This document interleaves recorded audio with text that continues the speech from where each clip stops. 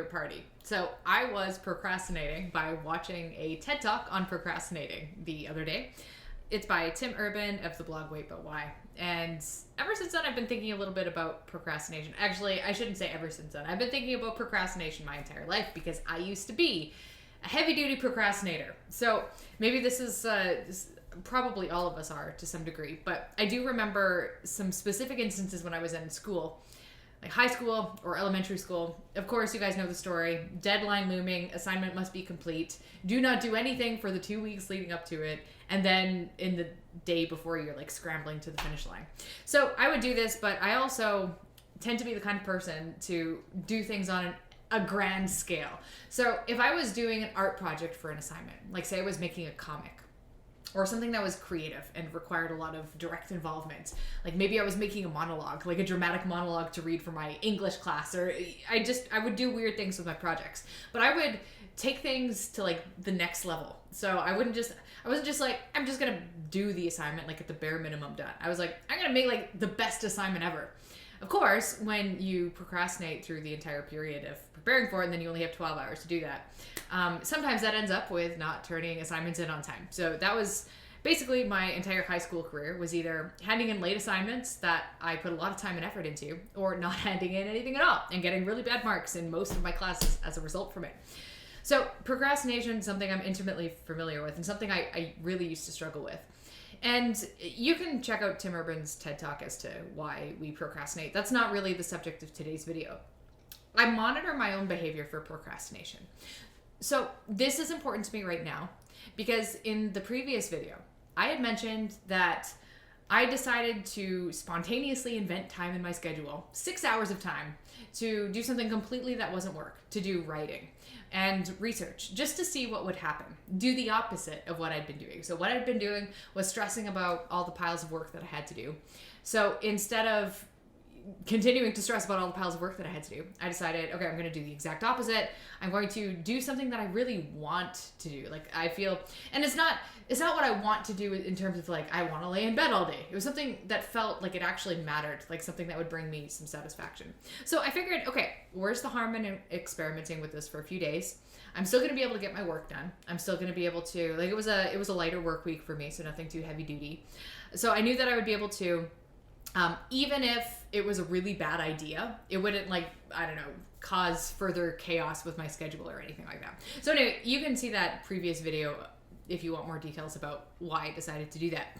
But I really like to I like to keep the devil's advocate in my head because I don't want to ever become too confident in any decision that I make.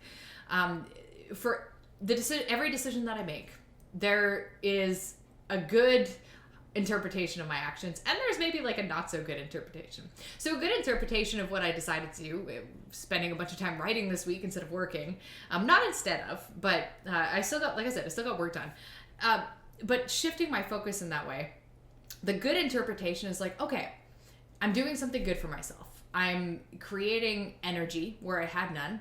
I'm removing the shoulds from my mind so that I feel like the things that are overwhelming me no longer overwhelm me because I've taken the time to just find satisfaction in life, to find something that I'm fired up about. And when I'm fired up about something, resistance in my life totally melts away. I don't procrastinate anymore. I don't have any issues with checking emails or doing like my normal daily things because I just feel more purposeful. So that was like the best case interpretation of my actions. But the worst case interpretation, the devil's advocate interpretation, is that, dude, you are just procrastinating. You are avoiding the things that you need to do because you're a little baby and you just don't want to do them. So you're being like a pouty little baby who's saying like, I don't want to work, and just like get to it. Just, you're not being responsible. You're basically being a child instead of an adult. So both aspects are probably true in parts, and I want to at least accept the idea that both could be true. So I don't want to think like I'm so right that what I'm doing is a good idea and not procrastinating, because there's always that possibility, and I want to stay connected to that and open to that idea. So I have been thinking about that. Is this procrastination? Would I consider, I've spent 30 hours this week reading and writing and researching. Am I procrastinating from my job? Well, this week, no. This week I'm not, because I still managed to get everything done without feeling overwhelmed. So I would say this week I actually managed to get just as much work done as I would in a typical light week. Next week is going to be a different story. So I'm not sure what's going to happen next week. I do want to continue writing, but we'll play it on like a week by week basis. But next week I actually have like a couple of really big projects that I need to do. So we're going to see. We're going to see what this turns into. But so far, it feels like this hasn't been a grand procrastinating venture. And the reason that I'm able to say that with a fair amount of confidence, and this is how I separate procrastination from a deliberate and useful diversion, because I'm going to separate them as two different things. Because I think that the way procrastination feels, it doesn't do anything. It doesn't serve you. It just delays the inevitable. So if you're procrastinating on working on a project or something like that, you're eventually going to have to do the project, and you're not getting rid of the stress by procrastinating. That stress is inside of you somewhere. You're just trying to ignore it. You're trying to like stuff it in a corner of your brain, but it doesn't go away. You don't release the stress. It's still a part of you until you actually complete the task. You're going to have like at the very least, like a low level inner stress or turmoil about it. So procrastination is, I would define it, it doesn't solve the problem, whatever it is that you're not doing.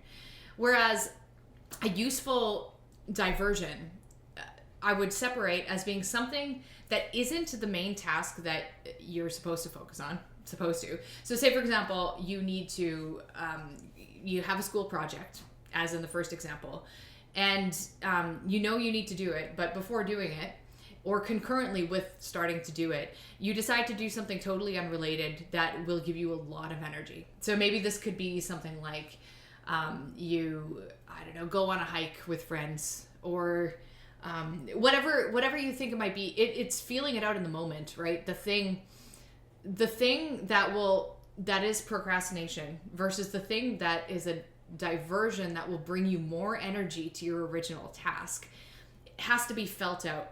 So the things that I tend to do when I procrastinate, I sleep in. So that's a really, really big one. That's a good sign that I'm avoiding something, is if I don't get out of bed. Another thing I do is I'll watch a lot of TV, or just do like aimless browsing the internet. I start just treating my time like it's not valuable. So, and doing low level activities that don't actually bring me that much joy. So the things that I choose to do when I'm procrastinating are not things that serve me in any way. So they don't make me happy in the long run. They definitely don't help me finish what I'm supposed to be finishing. So when I shift the idea to create a useful diversion, it is something that potentially is beneficial to you. So it's not like sleeping in, where, maybe there's nothing wrong with sleeping in, but I do notice that in my own pattern of behavior. But doing something like going on a hike with friends, even if you're like, I don't think I have time for this. But if you were to make time for it, perhaps that experience, if you're really wanting to do it, could deepen your relationship with your friends. You're creating a lifelong memory.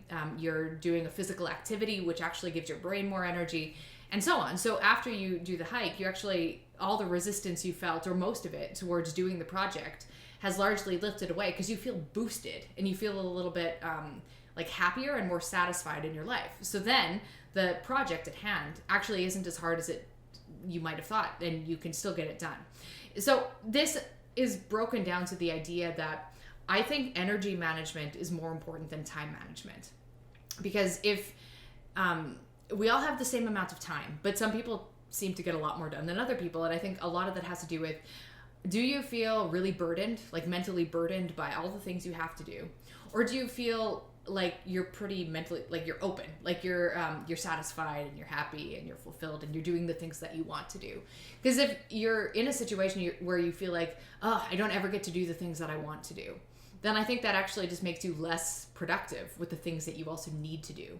So the more satisfied you are, the more energy you're going to have to take into your work life, and you're going to be more fulfilled on both fronts. So that's my thought of the day. I'll catch up with you guys later.